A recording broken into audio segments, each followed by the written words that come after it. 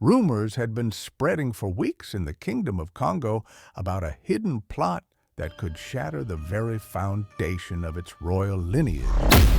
It was the late 16th century, a time when the Congo Kingdom thrived as a formidable colossus in Central Africa under the rule of King Afonso I.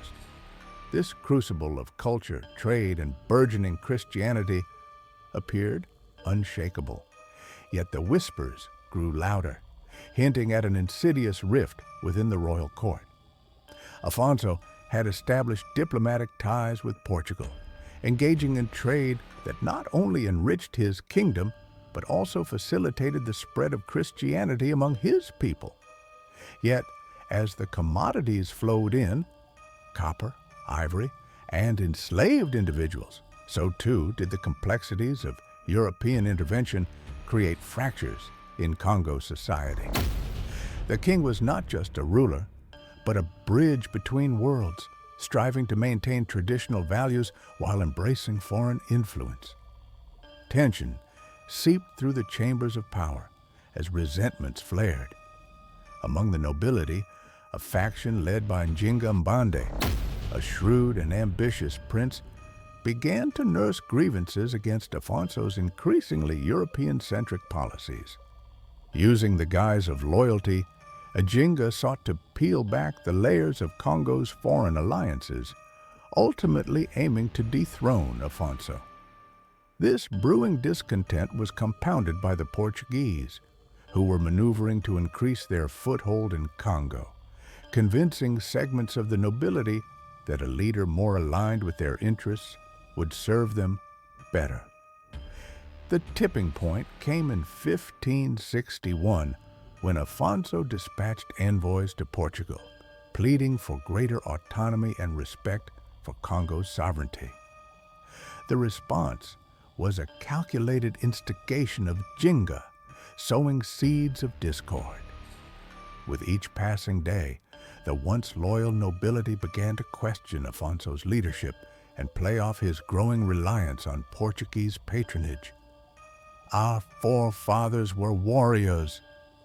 Njinga rallied his supporters in clandestine meetings where flickering candlelight illuminated faces marked by uncertainty and ambition. It is time we reclaim our heritage to govern as kings of our destiny, not as puppets to foreigners. The noble elite grew restless, intoxicated by the allure of power and the promise of reclaiming lost glory. In 1566, the conspiracy took a perilous turn when Njinga led a coup attempt against Afonso. One fateful night, when shadows danced along the palace walls and the smell of betrayal wafted thick in the air. Armed with loyalists, Njinga besieged the palace where Afonso resided. The clash of steel and cries of the fallen echoed through the halls as loyal soldiers fought against those who had once been their brothers. Afonso, though beleaguered, managed to rally his forces and counterattacked, his strategic mind and understanding of both his own people and Portuguese warfare assets guiding him. Yet, the conflict strained his resources and wisdom. As Njinga's faction retreated, news of the insurrection spread across the kingdom, sparking uprisings in previously loyal territories as whispers of discontent spread faster than fire. The Congo would never be the same. Old alliances crumbled, new fractures formed. By 1571, Afonso I recognized that the momentum had shifted.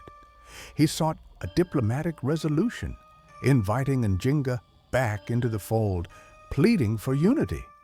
Afonso hoped that if only they could find common ground, the kingdom could withstand external pressures from Portugal and other colonial players. Over the next several years, Afonso offered concessions, inviting Njinga and his followers to return, preventing further bloodshed. Yet, the seeds of dissent had been sown. The people whispered in hushed tones about loyalty being anachronistic in a changing world. In the face of ever-mounting pressure and a dwindling kingdom, Afonso officially abdicated in 1587, and the once great king of Kongo faded into the annals of history. Njinga Mbande, now the de facto ruler, faced the impossible task of inheriting a fractured kingdom beset by both internal rivalries and the aggressive expansionist ambitions of European powers. The saga of the Kingdom of Kongo illustrates the thin line between loyalty and ambition, where the thirst for unity often breeds conflict. Njinga faced a daunting task ahead, both reclaiming sovereignty and forging new paths, not only for a greater Kongo, but a legacy that would echo throughout history. Their story remains a testament to the resilience of a culture battling against the tides of change, forever marked by the shadows of betrayal.